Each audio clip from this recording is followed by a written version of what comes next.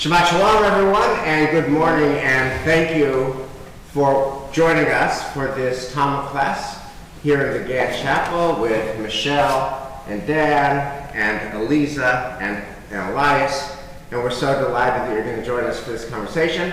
We are going to begin by thanking God for the gift of learning Torah together, the bracha that we always make together on page 63. Baruch atah Adonai Eloheinu melech haolam, asher yikshanu b'mitzvotav v'tzivanu la'asok b'divrei Torah, v'ha'arevna Adonai Eloheinu, et divrei Toracha lefinu v'fi amcha beit Yisrael, kulan niyeh anachnu v'tzatza'enu v'tzatza'ei amcha beit Yisrael, kulanu yodei shemecha v'lodei Toratecha lishma, Baruch atah Adonai Eloheinu Torah Yisrael, Baruch atah Adonai Eloheinu melech haolam, asher bocharanu mikol ha'amim, v'natan lanu et Torato, Baruch atah Adonai Eloheinu Torah. So Shabbat Shalom, and wow, what a week! A week unlike any other week we've had in our life together. And I just wanted to begin first by inviting each of you to kind of share how you're feeling, how you processed the week, how you got through it, what you're thinking now. Can I start? It started last. So it has been obviously an unusual week for all of us, unprecedented, and with doubts, fears, very unsettling times. So, you know, we go day by day. We don't know how long this is going to last, and we have to, you know, being creative about the thinking of what to do for those who have kids at home, and you know, even here at work, to be able to reach everybody.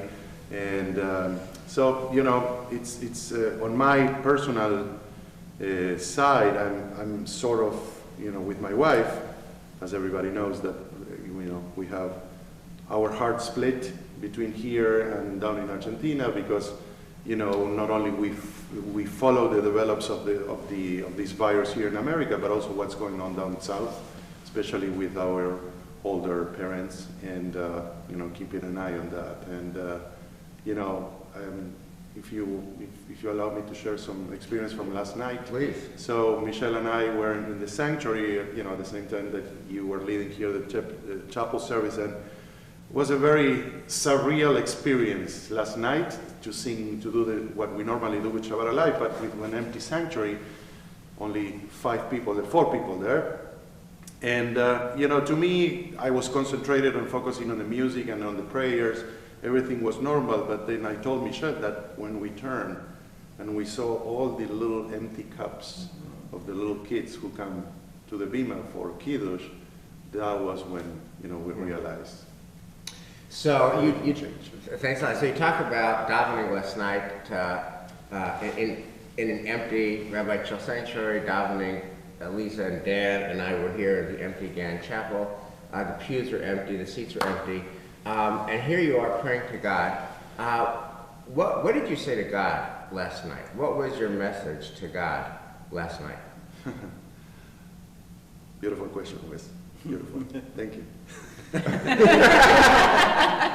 purpose of it was to be answered, so if you don't mind. Since you are our chazan, what did you say to God? Did you give God a piece of your mind, or what? No, not necessarily. I mean, most of the time when I'm praying, I try to pray on behalf of the congregation and the people we are serving. If there is room for one personal prayer, I try to do it. You know, when normally that's my time when I do it, when it's the silent Amida and I'm facing the ark, I start thinking about my family, my relative ones. But you know, in the prayer, in the sense of prayer, in the broad sense of prayer, obviously health for everyone, and strength to get through this. And you know, I mean, the beautiful. It was really beautiful to not to see on one hand anybody there, but feeling that on the other side of the camera was full of people. Not to see anybody, but to feel everybody. Michelle, talk to us about your emotions, because, you know, Elisa, Dan, and I walked into the sanctuary when we were done, and you just had so much emotional intensity. Tell us what you were feeling and how you processed last night. So I believe really strongly in the power of community. What Moses asks of God, let me see your face. I see that every time I walk into this shul, and I see the people who are part of our community. That's God's face for me. So it was hard to find God's face in that moment, and I was dealing with that challenge of feeling so alone, but also, as Elias says, feeling so connected. And both of those things, holding them together, was very emotionally overwhelming. And I was also struck by how much of our prayer service, the words just jumped out into my heart, the Hashkivenu, when we're thinking about carrying illness and threat, and God, help us to find strength through all of this. Our ancient ancestors went through periods of time in life that were joyful, and they went through periods of struggle and pain, and I could feel myself feeling what those words must have helped them through, and they were now helping me through. And I felt really a transcendent connection through time. Michelle, can you say a little bit more about that? What's the difference that a powerful prayer experience makes to your heart and soul? In what way? How does it work? Tell us how it works for you, Michelle Robinson. How does it give you more energy or more courage or more strength after you've had a meaningful prayer experience? Well, I think there's a profound feeling right now of being isolated, and the prayer helps connect me to a sense of not being alone, not being alone because I feel God's presence, not being alone because I feel, as I said, that sort of generational presence, that people have been here, but not here, not exactly here, but that people have endured hard times, uncertain times, scary, and even terrifying, painful moments in Jewish history, and they survived. And not only survived, they thrived. They found a way to continue to carry the blessings that we each give each other forward and make the world shine again. And so that makes me feel like if they did it, we can do it. We can make that happen again someday past this. And then the last piece of that is that it also connects me to everyone. I know every Jew who had picked up a Siddur last night, or who simply prayed from their heart, was praying the words that I was praying. And so I felt connected through sort of the ether to whoever was saying those same words at that same time. So you were tapping into the historic strength of the Jewish people. You were tapping into the connectivity of our friends and loved ones here at the same time. Eliza and Dan, I wanted to ask, because I have the pleasure of davening with you here in this empty space with that connectivity and the history of the Jewish people.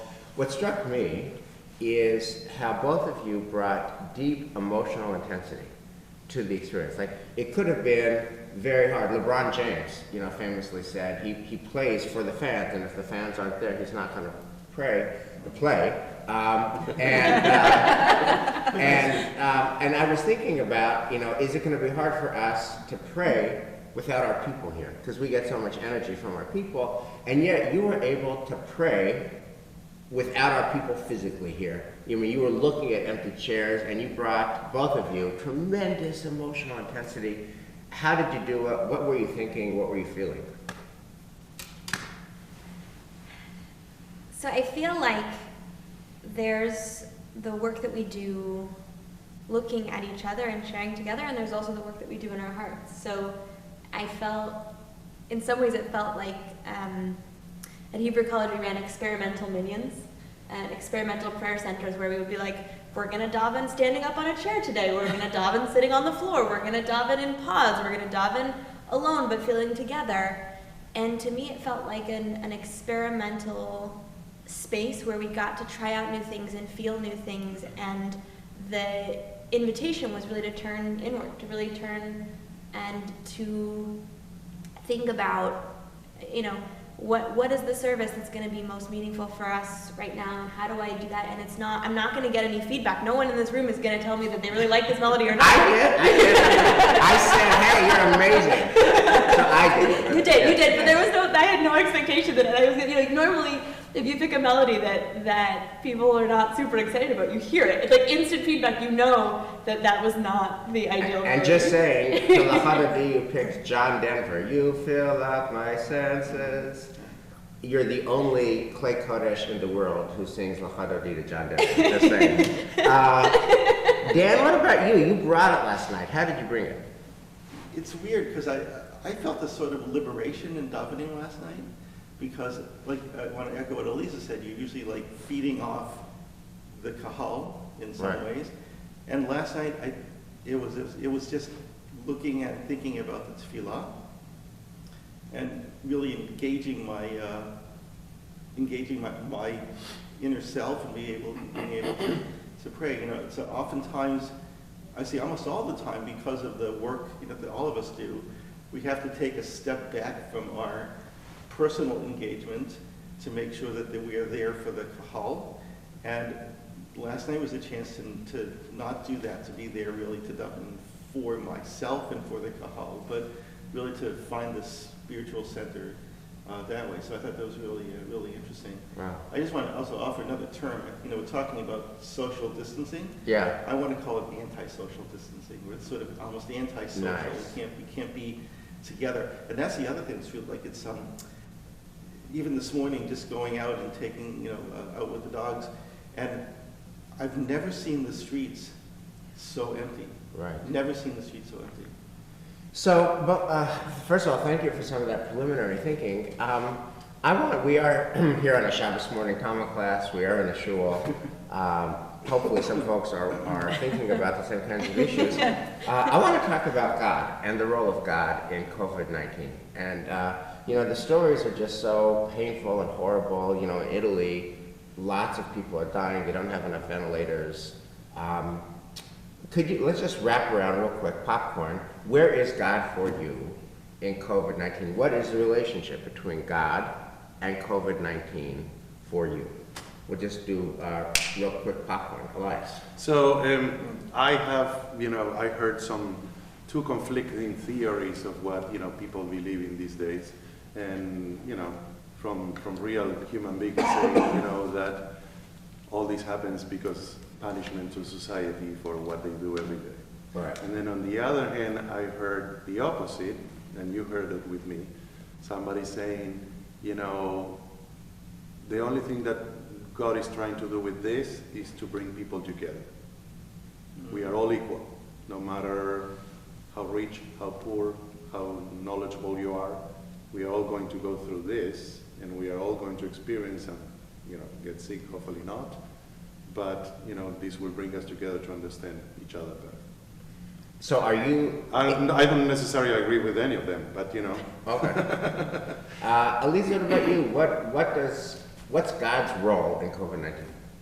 Yeah, so yesterday there was a video on Facebook of dark, empty Italian streets, and you don't see anyone on the streets. There's nothing except there's this haunting melody of people all singing from all the different apartment buildings an Italian song. And there's, for me, that reality of these moments bring out our creativity, our potential to be musical, our potential to build relationships and connections and to value relationships and connections. I've seen so many people have reached out, not just about like logistics, but also about how can I be helpful, how can I help college students, how can I help people in our community who might not have enough food. And for me, it's seeing how people respond to challenging situations with love and joy and music and togetherness. That for me feels like God's presence, and, you know, would not have ordered this on the menu, and so grateful that we can come through this with strength together. Thank you, Lisa. Michelle, where's God for you in COVID-19? So I, you know, just look in this book right here, and this week, Moses says, God, I want to see your face. And if Moses, who our our Torah says, literally saw God face to face, can't find God's face. To me, I feel like that. I feel like there are times when I knew God so intimately and felt God and understood and really clicked, and then that feeling slips when challenged. And you say, God, I need to see your face. I need to see you. Again, help me find you here. So I'm in the realm of help me find you. And then I'm also mindful of the teaching that comes right after, which is that you can't see my face, you can only see my back. And classically, the rabbis translate that to say that means we can only see God's work in this world. So as Eliza was saying, I see it in the doctors that have been advising us just with such incredible grace and strength and wisdom. I see it in the people who are coming together and finding new creative ways. Yeah, and these are doctors on the front lines. These are doctors who are on in the the front hospitals lines. with patients who are very sick, Yeah. with colleagues who are getting sick, and they're taking our call Yeah. to advise us what your temple manual do, and doing that with wisdom, with patience, with a lot of time and a lot of meetings, and with great grace. And to those doctors, oh my God, thank you. And that feels like God's back right there. Right, And the so- impact of God. Yes. One thing in regards to that, so, I agree with you, Michelle, that sometimes at times like this, we may see a distance and, where are you, God, and come and help us. And yet, you mentioned this last night. ורחצו את רגליהם בידיהם ולא ימותו. It's like in this week's parsha, wash your hands. Wash and your you won't hands. die. It's like, whoa, what's going on here? Yeah. And that's How do you what's explain that? And that's what's so amazing, these echoes in a parsha that never fails to tell us something that really guides us through our lives. And that's God too. I believe that. Yeah, yeah. Dan? Yeah, I think that God is in the details, and the details are how we, as Eliza said earlier, how we learn a different way, imagine a different way to connect with each other, and finding those, just making sure that every moment that we're in this scenario, in this situation, that we are going to be able to find God's presence by being with each other, if not physically, then spiritually and emotionally, reaching out to people, and also just trying to, in doing our day-to-day stuff. I think that's going to be really therapeutic in a way. When I'm going to be FaceTiming my B'nai Mitzvah, that's going to be as much of a spiritual connective moment, God there in teaching Torah, going on, moving on. So that's what I think what God is. Well, let me just say, guys, I just love every day, thank God every day. I truly thank God every day for you. Can you share your thoughts with us? I am. I am. I am. I find being able to work with you and being able to think through these issues together, being with our people together, and all of the lay folks and the doctors and all of you who work through this unprecedented situation. I mean, nobody alive on planet Earth today, literally nobody alive on planet Earth today has any pattern recognition for this problem. I mean, it was 1918, and so none of us were alive. And yet we're trying to figure out uncharted territories. What do we do for our Tu B'nai Mitzvah, the shops? What do we do for our classes, etc.? And just being able to work these imponderable issues and impossible issues through with you, with so much love and wisdom and generosity, that is God for me. So I want to pivot, and for those of you who are following back home, I had sent yesterday the Haftarah of Yirmiyahu, Jeremiah, from Parshat Bahar, and I wanted to just, here's a Chumash for you for the same low price. It's on page 759. So let me just kind of frame this. Our big question is, where is God in the darkness? And in our Haftarah, we have a double darkness. Not darkness, a double darkness. There's the personal darkness for Jeremiah. He is in jail, and he is in jail for no good reason. It's not justice that he's in jail, it is the absence of justice. It is a miscarriage of justice. What is his sin? He is exhibit A, for something we've all heard, speaking truth to power. He tells the people, he tells the king, hey, if you don't change your ways, God's going to send the Babylonians, and it's going to be bad for us. We're going to be exiled. And they don't like the message, so they imprison the messenger. So that's like not God's justice in the world. That seems to be the absence of justice in the world. That's part one of the darkness. It's personal. He's in jail. Part two is that, the Chaldeans, the Babylonians are coming. And you can almost hear the cavalry. You can almost hear the army. And there's famine, and there's disease, and there's fear, and there's starvation. I mean, just this week, many of us experienced kind of a little drop of panic going to your grocery store trying to find groceries, and there's panic, and you could feel a thickness, a negative energy, a negative electricity in the air. What if I can't get my groceries, my rice, my beans, my toilet paper? And here you have the entire community of Judea that is starving to death, and you can hear the Babylonians. So it's double darkness. He's in jail, the kingdom is coming to an end, people are hungry, people are starving, people are panicked, people are diseased.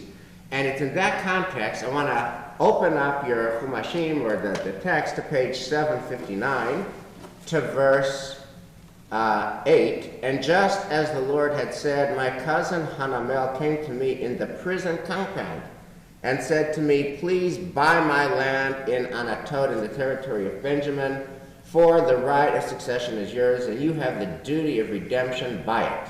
Then I knew that it was indeed the word of the Lord. This is crazy. This is implausible.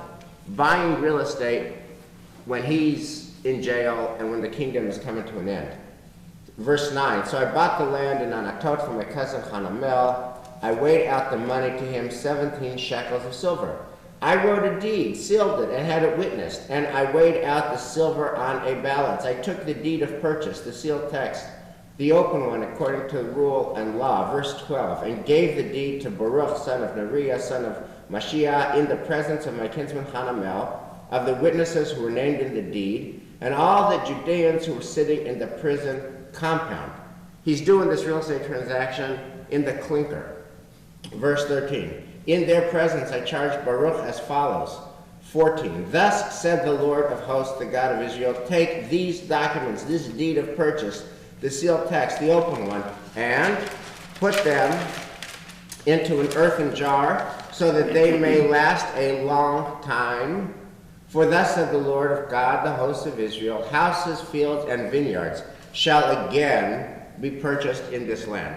So we would like to think that if you're going to buy a house, you're going to sell something, buy something, do a transaction that's a win-win, that you go and have a glass of Chardonnay, and you clink, and it's Mazel Tov, and soon you'll be moving into your house, or soon you'll be selling your house, whatever it is that you want to do. And here, he's got to put it in earthenware, because he's actually going nowhere but back to his jail cell. And he hopes it lasts a long time, because he has faith that houses will again be bought and sold in Jerusalem and in Israel. So here's my question. So this is part one of the Haftorah, okay? If we were to pause there, I wanted to just ask my colleagues, what do you think Jeremiah feels?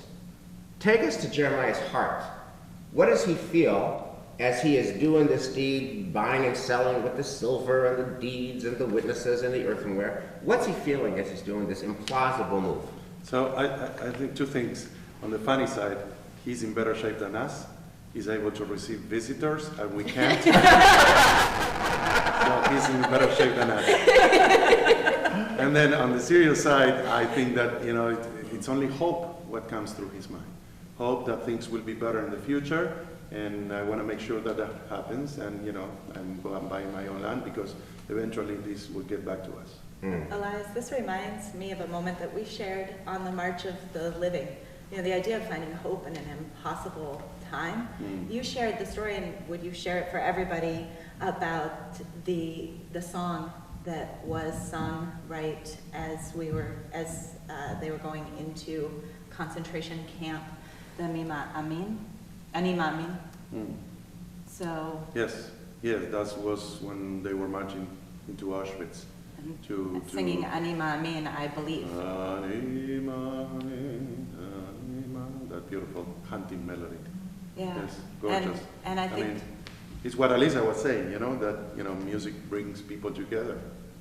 How to explain people in Italy, in different houses all humming the same song.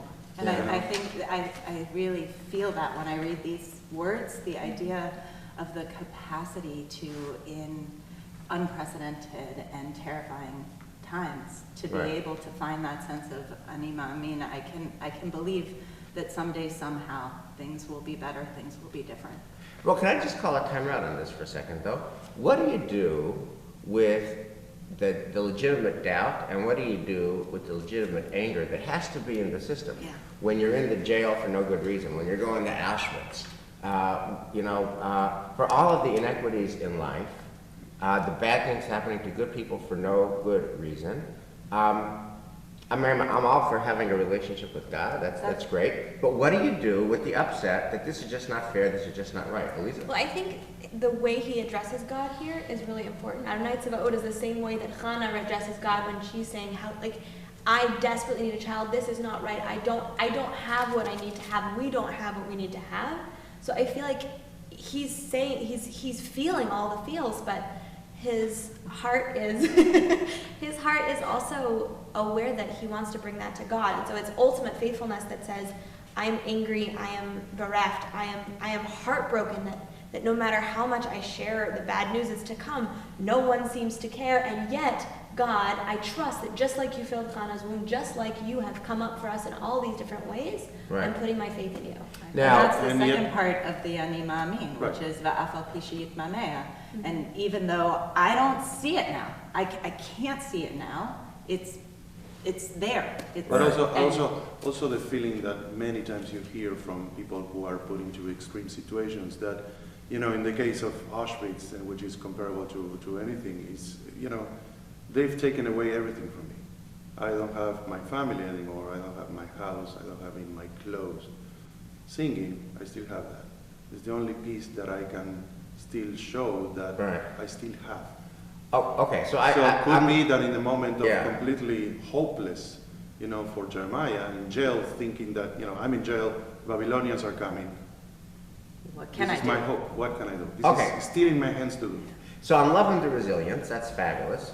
But I just want to still come back to where does God fit into this? Take a look now for a second on verse, we're on page 760. He then prays a prayer. And Elisa, would you mind reading this in English from verse 16? And my question to you is, does he mean what he says? Does he mean when he says it? So if you'll read from verse 16. But after I had given the deed to Baruch son of Neriah, I prayed to the Lord, Ah, Lord God, you made heaven and earth with your great might and outstretched arm.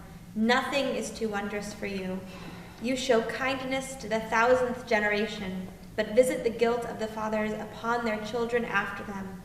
O great and mighty God, whose name is Lord of hosts, wondrous in purpose and mighty indeed, whose eyes observe all the ways of men, so as to repay every man according to his ways, and with the proper fruit of his deeds. So time out. I'm calling a time out on this one. He's in the jail for no good reason. And here he is repaying every man according to his deeds and with the proper fruit of his deeds. He's in jail for no good reason. Elisa Berger, you spend your Mondays in jail with people who are there for no good reason because they're desperate, they're trying to leave Latin America, and they're thrown into jail. It's not fair, it's not right. Could he mean this? I think so.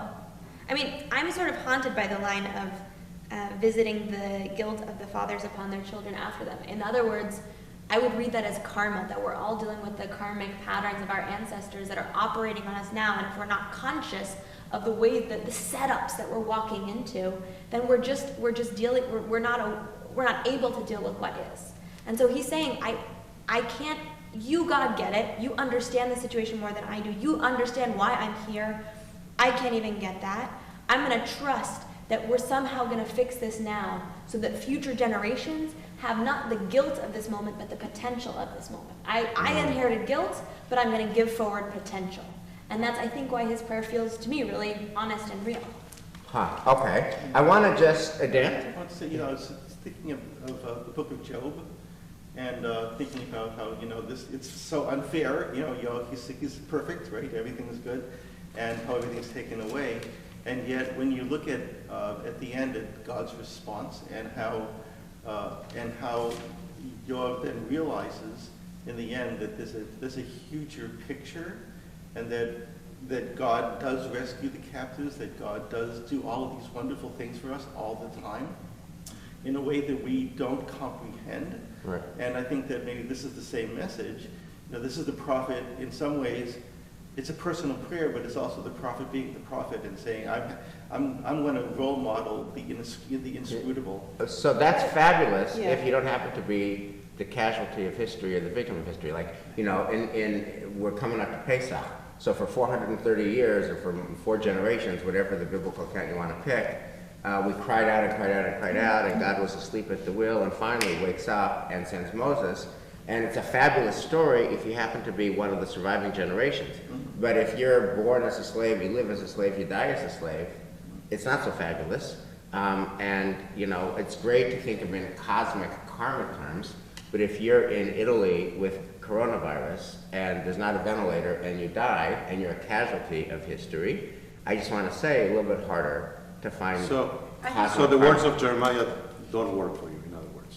Well, Wait, so, yes. can I just say, underneath Yeah. this though, I think we're also missing a note of vengeance and anger Okay. here, because he's looking forward. He's not just looking forward to the time he or someone else will go and inhabit in the land and there will be redemption and all good things. He's looking forward to a time when the people who are making this happen are going to be punished, right? Like their justice is going to be somehow restored to the world, and I definitely think there's an undertone of that. So will you pick up, Michelle, with verse 20? You displayed signs and wonders? Sure. You displayed signs and marvels in the land of Egypt with lasting effect, and won renown in Israel and among mankind to this very day. You freed your people Israel from the land of Egypt with signs and marvels, with a strong hand and an outstretched arm and great terror. You gave them this land that you had sworn to their fathers to give them, a land flowing with milk and honey, and they came and took possession of it. But they did not listen to you or follow your teaching. They did nothing of what you had commanded them to do. Therefore you have caused all this misfortune to fall upon them. No, I hate that. That's just a broken myth. You're blaming the victim. And if you bring Jeremiah's paradigm into the 20th century, let alone the 21st century, you can't do that. It's Neil Gaiman in his book Sacred Fragments, that's blame the victim. You did bad, so God justly punished you. Doesn't work. Doesn't work. You can't, God forbid that anyone would blame the 6 million, right? And that's what he's doing. He's blaming the people. So now, if you don't accept that, then what do you do with that? Well, I don't accept it flat out, but I do see that actually there are some ways in which we are culpable, right? There were months that we saw in Wuhan, China, that this was happening, and we responded here by saying, oh, that's over there, right? That's some problem over there. We could have rallied world resources at some point. Human action could have been called upon to work harder, to dream bigger, to, you know, our scientists who are getting to work now and who are really heroically trying to come up with a way to answer this incredible challenge for humanity, had some opportunity to do this earlier, and we were sort of stymied by a lack of compassion, a lack of understanding, a lack of leadership, right? There are many ways in which, although it's not literally true that God does this, You're God saying has self-critical empowered is- us. right. And self-critical is actually helpful because it enables us to then say, okay, how do we not do that next time? How do we learn from the mistakes of our past and, Right. and move into the future? Okay, I want to just, because we're running out of time, I want to go to the very end. I think the gold in this Haftarah is buried at the end. So Jeremiah goes on with his history, and then he says, verse 25, yet you, Lord God, said to me, buy the land for money and call in witnesses when the city is at the mercy of the Chaldeans, right? So at the end of this prayer, this is a prayer he prays to God, Jeremiah says, this is kind of wildly implausible, wildly improbable. The Babylonians are coming, and yet you have me buying this land. This is kind of crazy. How is this going to work? And then at the end, and here's the question I want to ask you, and with this we can close the Jeremiah study. Then the word of the Lord came to Jeremiah, okay? Behold, I am the Lord, the God of all flesh. Is anything too wondrous for me? Hamimeni pale kol davar. I'm God. I can do anything I want. Is anything too wondrous for me? How do you interpret that line? Lisa, how do you interpret that line? Is that an affirmation? Is that a question? Is that a statement of faith? Is that a statement of doubt? For me, it feels like a statement of presence. Like, I am God. I am with you. I will take care of this in my time. It may not be in your time. It may not be in this time. But I'm on it. Statement of presence. Elias? It reminds me, a phrase that we say on Wednesday mornings, Psalm of the Day, that it says, "Inaseh shofet haaretz," show up, and do justice in the world. By the way, that's the only psalm I know because I only come on Wednesdays to the year. Psalms for the other days are really cool. I can play like I'm an expert in this, but that's the only song I know. Anyways. But this seems to me like a little bit too much, I can do anything. We don't like that in these days in society. Dan, what about you? Is this last statement a statement? Is it a question? Is it faith? Is it doubt? Is it both? How do you interpret this last sentence? Yeah, I think it's God being God, in the sense. Yeah, I mean that in a serious way, because God is really, again, totally inscrutable, and I'll agree with what Elisa said, that it's going to be in God's time, and God really has everything really under control in a certain way, and even though we can't see it, when hundreds and thousands of people are dying, and thousands and millions of people are getting sick, it's still God has it. God is in God's control, and that it's a partnership also. Jeremiah is asking a question, and God is responding with a God response, which is, it's I'm there. You're not really able to follow what's going to happen next. But in the theme, in the scheme of the greater universe, this is the answer. And the answer is that you humans cannot make that step into the divine. Thank you, Dan. Michelle? So one of my favorite modes of prayer is the chutzpahdik theory of prayer, which is that, when Moses comes and uses the name of God, that God introduces God's self at the burning bush and promises redemption, every time we use those exact words, we are nudging God. You promised, you said there was going to be redemption, you said this was all going to happen, and we're waiting. So I think absolutely he can mean it from his heart, and absolutely it can be a reminder here, God, there's nothing too wondrous for you, so new. So your interpretation, Michelle, in the end, has this as both kind of an affirmation, nothing's too wondrous for you, but in the meantime, new, where are you? It's a question. In other words, as I hear your answer and many of your answers, it's faith and doubt can coexist, right? That we're going to aspire for faith, we're going to aspire for prayer, we're going to aspire for God, we're going to aspire for connection, we're going to aspire that there's some meaning to all of this madness and to all the suffering, and we're going to work on it. And there's always a question, a gnawing question: Is there meaning? Is there purpose? Is there anyone in charge beyond us? And doubt and faith and doubt coexist. That's why we're Israel, the people who wrestle with God. So here is where I want to end our session, and thank you all so much. When I read this Haftorah, it always brings to mind a particular moment in my own personal life. When I was 20 years old, I think, as you know, my dad passed away, and he died on December 14th, 1981, and I came back to college in January of 1982, and I was saying Kaddish for my dad at the old Harvard Hill every morning and every evening, 74 Mount Auburn Street. And I was very, very close to my dad. I was very, very shaken by his sudden passing, and I was 20. And I thought, oh my God, how am I ever going to get through this? And I remember in the winter, January 1982, being in the basement of Harvard Hill. It was 4 o'clock. We davened mincha upstairs and then went downstairs to the basement. And we'd actually sheet the third meal.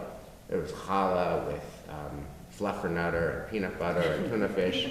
And the sun was setting, and I felt like my spirit's setting, and darkness was falling, and I felt like darkness was falling. And it was kind of a low point. Like, how am I gonna survive this? And then it was mostly, 10 Orthodox males who were mostly law students at Harvard who started singing this Psalm 23, Mizmor LeDavid. And that song and that moment changed my life, and I still hear that song, and I still hear that tune, and that melody still gives me strength all these years. So I wanted to invite you guys to share that melody, Psalm 23, Mizmor LeDavid, for our friends for this Page time. 197, if you need to follow the text. Yeah. Mizmor LeDavid, Adonai